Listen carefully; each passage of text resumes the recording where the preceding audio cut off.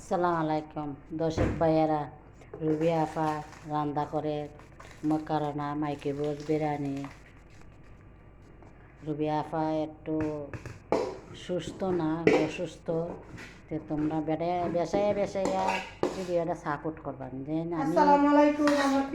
আমি ক্যামেরার সামনে আই না, রুবি আফা চেষ্টা করে।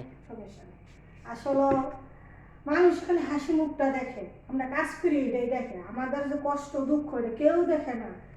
তাই আমি বলবো আমার প্রবাসী ভাই ও বোনেদের কাছে, খুব আপনারা কেয়ারফুল, নিজের সম্বলটা হাতে রাখেন, কাউকে বিশ্বাস করেন না। দরকার অ্যাকাউন্টে দিয়ে দেবেন আপনার নামে, আপনার ভবিষ্যতে কামে লাগবো।